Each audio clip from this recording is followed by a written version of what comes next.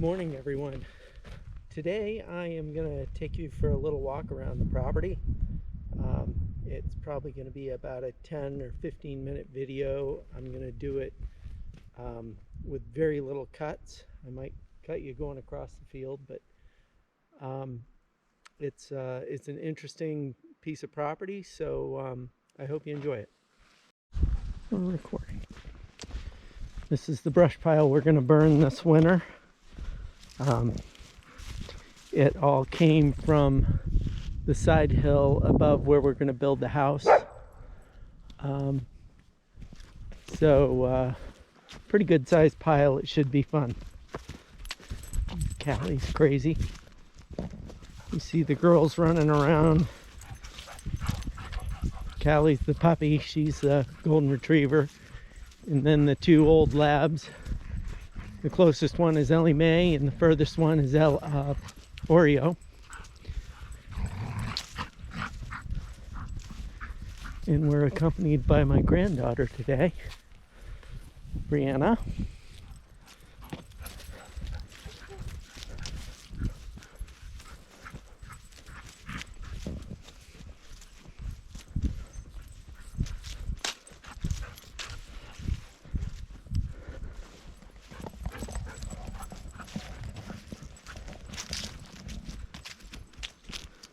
Today is Halloween.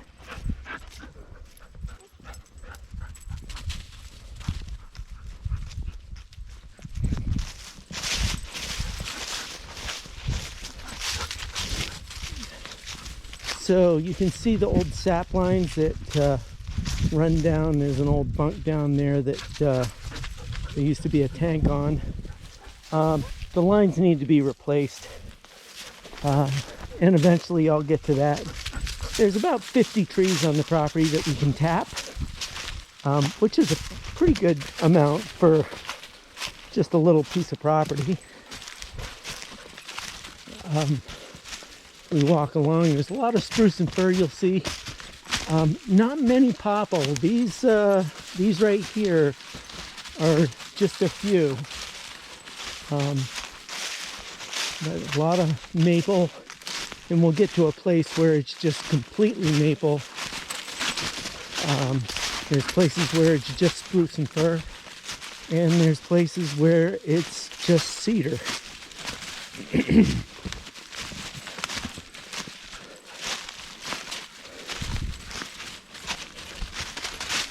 So this is kind of a mixed bag through here. Mostly spruce and fir.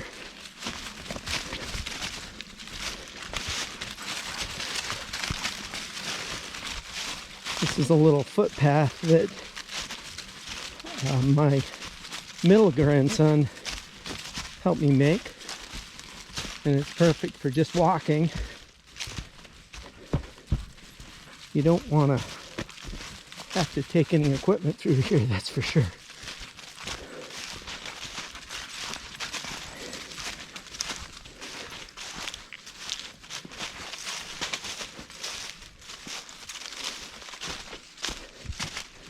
As we walk through, you'll see maples. There's a nice maple. And this one does look like it was tapped at one time, but it's been a while since it's been tapped. It's kind of in no man's land for a pipeline, so I don't know if it'll ever be tapped again. One of the things that I probably mentioned before in the introduction video is we have the vast trail that runs through our property. So this is kind of where it starts on our property. We're not going to walk up the trail. We're going to keep on walking across the. As you go this way, I don't know if you can see out through the woods. The prior owner had a sugar house down there, but it's all dilapidated and fallen apart. We'll eventually just clean it up and you'll never know it was there. But you can see the old maples that were in here, and some of them still are. But look at this old guy that is long since gone. Looks like it's a habitat tree now.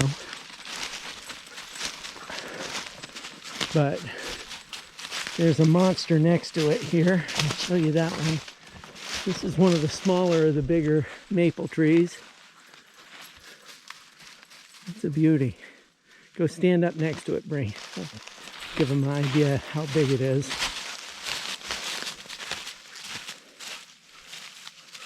Pretty good sized tree. All right, let's head up the hill.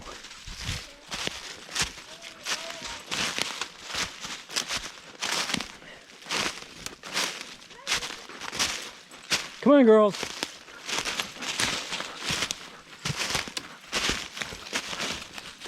Other things that we have on the property, white pine. Here's a pretty good size white pine. Probably needs to be harvested, but there again, it's not in a very handy place for it. A couple of them here. You see all these whips that are out here? These are all maple whips.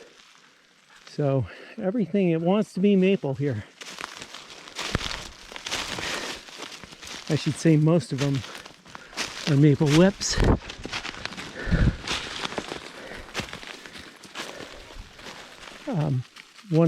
There's another old maple that's long since gone. One of the things that you'll see if you come to the property is there's a lot of partridge berries. And this is a little vine that grows along the ground, and it'll get a little orange berry on it. And it's an evergreen.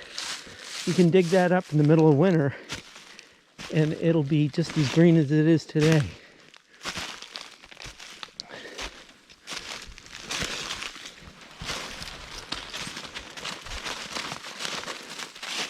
Another old maple.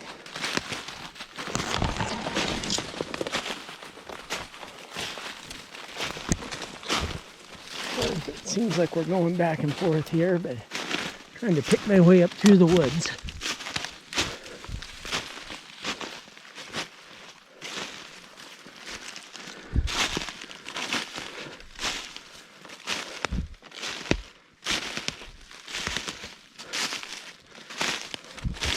Old fir tree that came down there. There's an old pine right there that came down.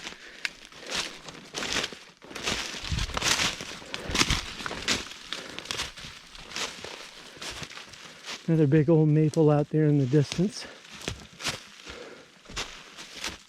She's a beauty. And then that one there in the distance.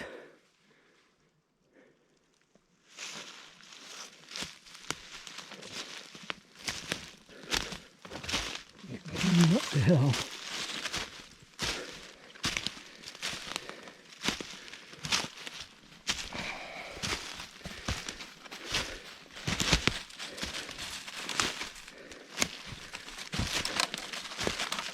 This is kind of a spot. We have this big old white pine that blew down years ago, and it's got a crotch and it kind of grows out on both sides. And right up in here is where one of my grandsons has built their tree stand. He hasn't shot anything from here, but there's hope. So, hey, Yelly Mary. There's the little dog. We'll continue on. Some more maples. This is a younger maple, but it's getting bigger, much bigger than these little pulled maples that we have throughout.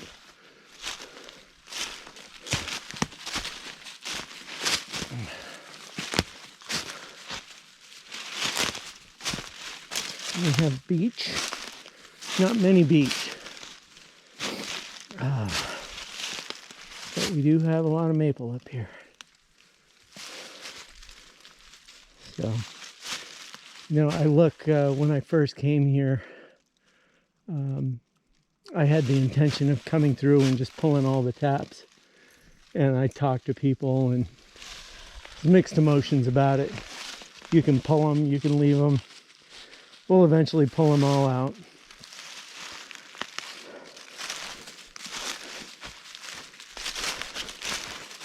So we're gonna, if you look up above, there's a stone wall up there, and we'll walk along beside it.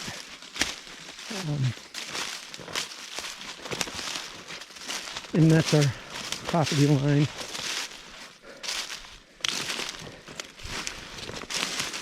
On the top side of the property anyways.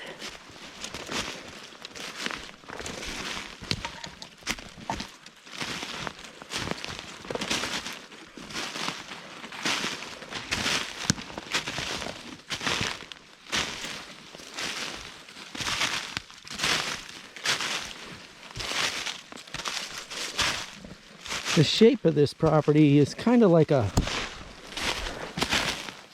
sideways Christmas tree. It's got a trunk down on one side and it comes up into the tree and it points out.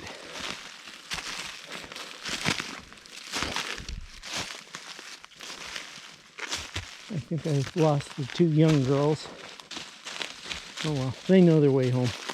It's not that big a property. About 20 acres, a little less.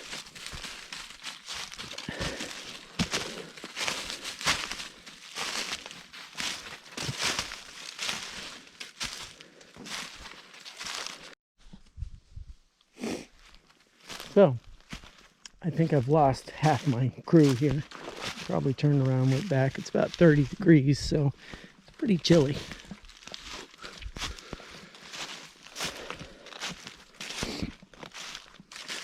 Just me and Oreo.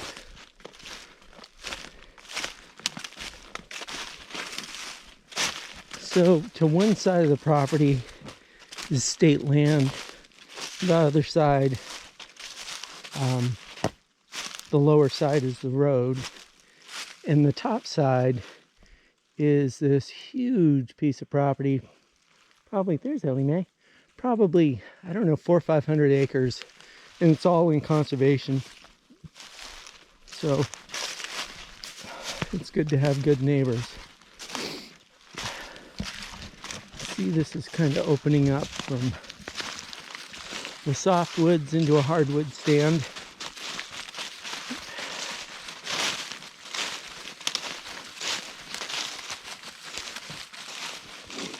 Slowly.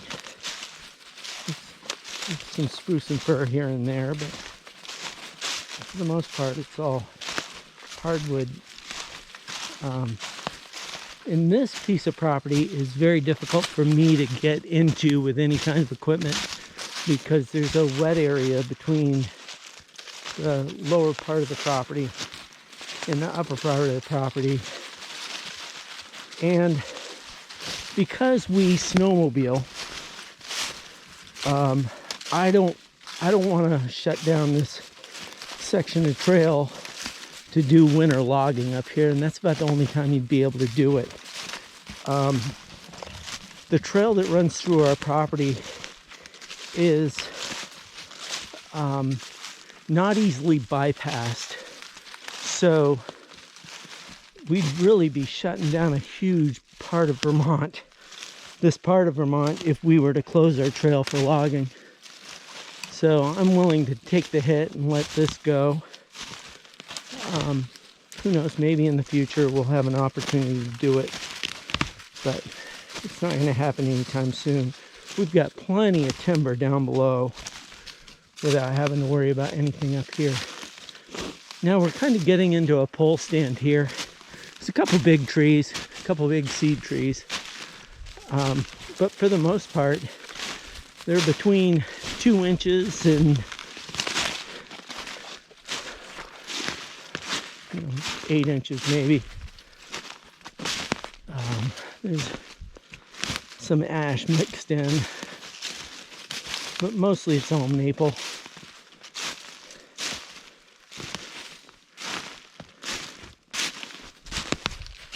I had my trail camera up here, and I got a bunch of pictures. There's some does that came through, but I got a bunch of pictures of rabbits. So this is a rabbit-rich environment. And there's an ebb and flow to that. You know, the fox and the coyotes will come in, clean them out, and then years will go by and the rabbits will come back.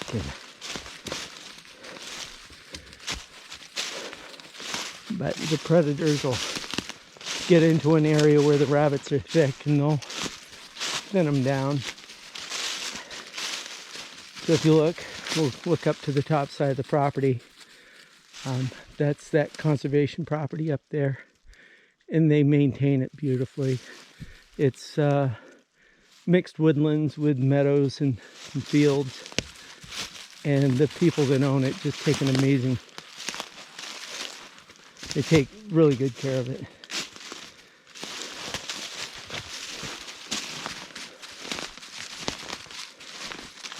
So if you look through, about as far as you can see through is our property line on that side. I'm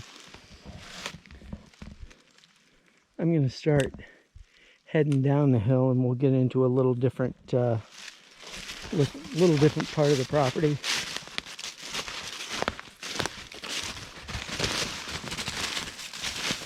You hear Oreo galloping by. The girls love it here. There's all kinds of stuff to sniff. And I think Brianna and Callie went back home.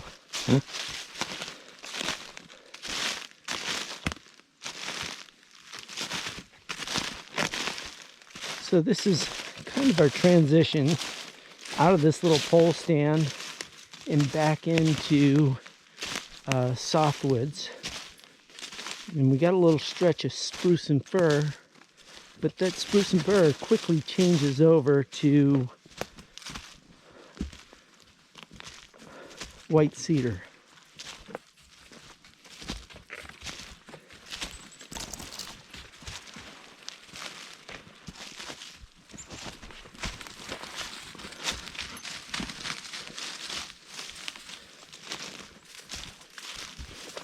Come on, Ellie.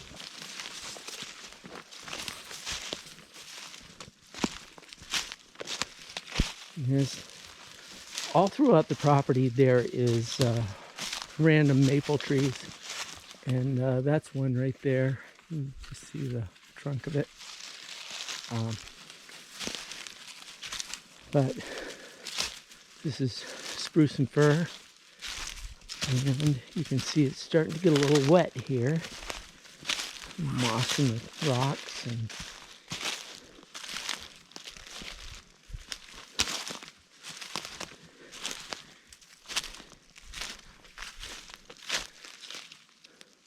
they did at one time take some white pine out of here, and it opened up some areas. And I know people are not real keen on logging, but in all those open areas that they logged, is all this pioneer woods is coming up.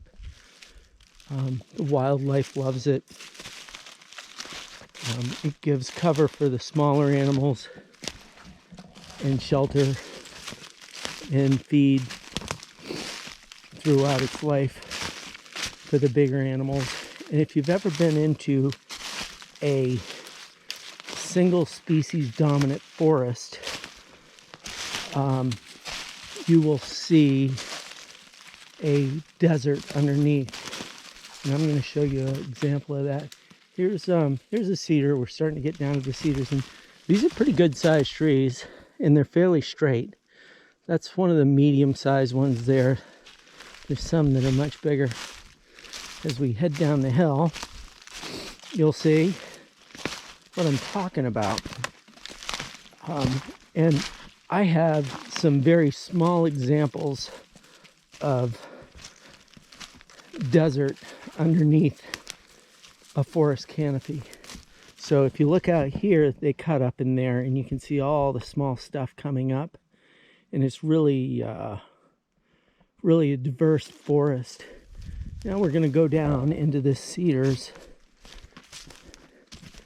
and you'll see there's very little growing under here. And I will tell you right now, if we were to cut this cedar out, there would be all kinds of spruce, fir, cedar, pine, maybe even some popple coming up in this area. And I'll hear, oh, that's not true because it's wet. Yeah, no, that's wet up there, and look what's come in. And this is the same thing, but they didn't cut it. I'm not for cutting down every tree that stands on the property, but I am in favor of diversity, and I am in favor of pioneer forests.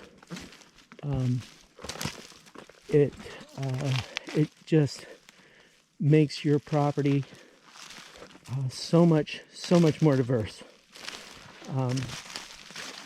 So we're coming back out to the snowmobile trail here that we crossed over back down towards where Ellie Mae is going, way down that way.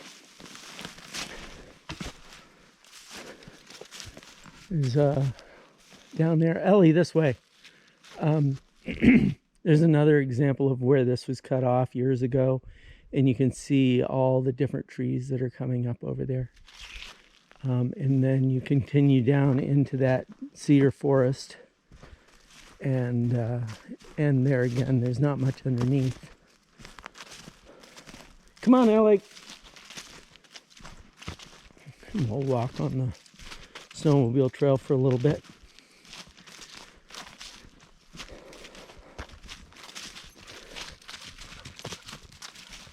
And if you watch the introduction video, you do know that we snowmobile, and this is our access trail right here from the field that we walked across earlier. That comes out down in that field. So, come on, O.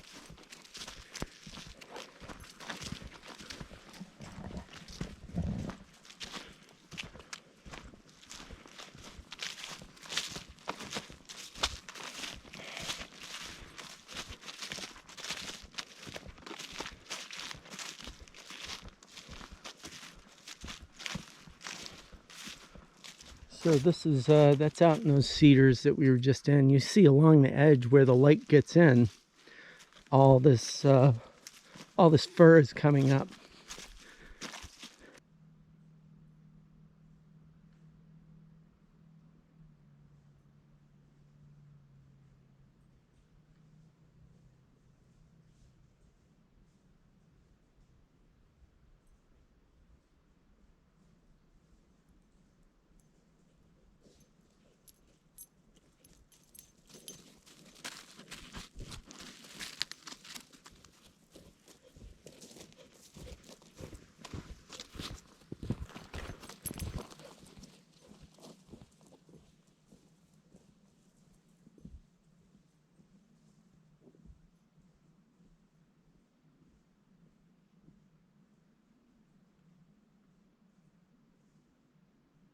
So this is the power line, and this is the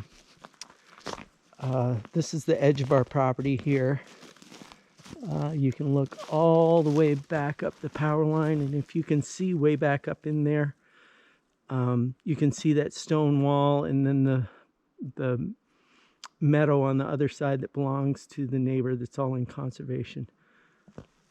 So, and then down this side, we have a neighbor that's way back over there, and then I don't know if you can see the roof that's way down there. It's a green roof, so you might not be able to see it, and that is our other neighbor. So we really have one neighbor that we can we can't even see from the house, but we can hear them if they go out and start their car or something. I guess we could hear it. And you look down, we'll walk down through there, but this is the little cedar forest that's just above our house. So let's walk down through this.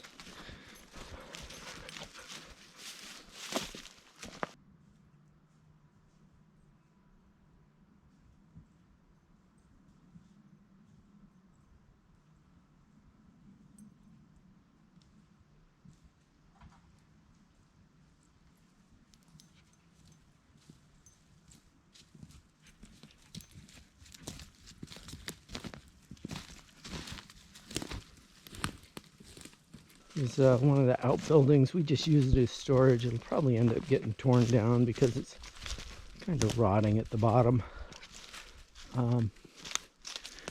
There is a cedar tree here that's split off.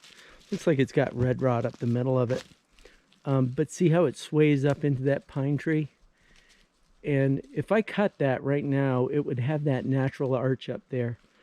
And one of the cool things about cedar is, you know, it might rot down at the bottom and you can see it rotting there. But if I cut it maybe 10 or 15 feet up, it's going to be clean wood and it's going to be fine. One of the things I'd like to do with that swayed part right there when I get it down, because that's a permanent sway, it's not going away, is using that as an archway in our house. So just a thought. You know, we're a long ways away from that, but you know, if you have ideas, maybe even coming into our driveway or something. But anyways, we'll head down the hill. Come on, Oreo. And we're going to come out right down where the new house is going to be.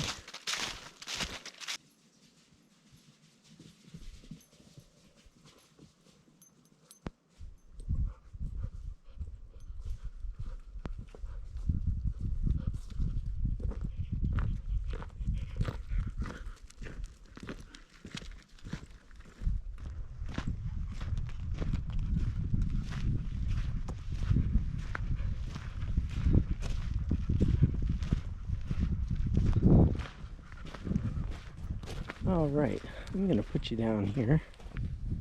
We'll talk a little bit about what we saw there. Everything that is spruce and fir that is reachable from my skidder winch is going to come out. I'm going to eventually get everything out of there. Spruce and fir up here, and I think it's similar in a lot of different places, gets red rot up the middle. When it gets to a certain size, and I think it all depends on soil condition. This part of Vermont, we don't have good soil. We've got very rocky, stony soil. So spruce fir, typically, they get to a certain point and then they start to die. So everything that I can grab, I'm going to pull out and I'll put it on the wood miser and we'll make lumber out of it. We got a lot of projects coming up, even if we don't use it all in the house.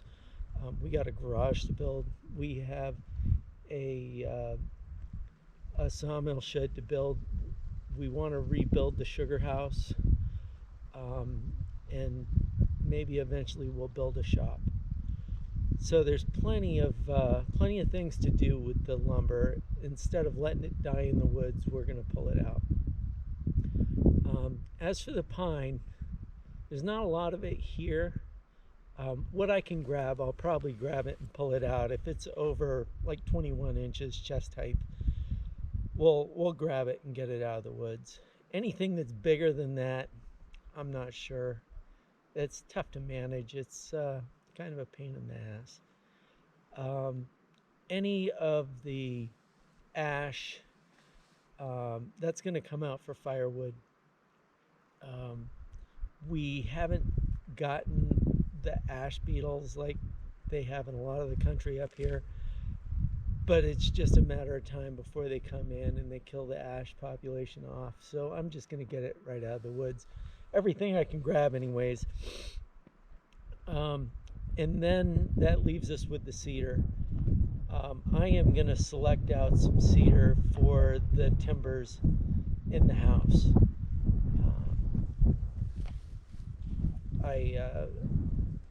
A lot of it will be left as rounds. Some of it will be squared up. So I think that's for next summer's videos. You'll see the process of that happening. And I'm by no means a carpenter. I don't even claim to be a carpenter. I wrap cheese for a living. But I'm willing to put myself out there and you know, try things out and experiment with stuff. I built our last house. I've helped build other houses.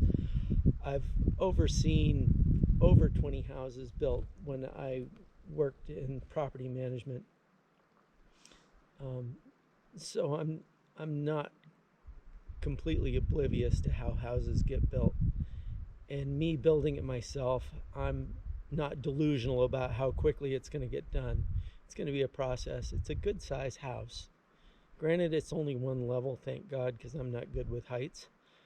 And the last place that we built was 32 feet high, and I was calling myself a moron as I'm up at the top of the ladder with the death grip from hell. So that's a quick look at the property. I'm sure you'll come back out there with me when I start cutting trees and felling stuff and pulling stuff. But we enjoy it, and I hope you enjoyed the walk around. If you did, like, subscribe, comment down below. Let me know what you think and what else you want to see. So thank you guys.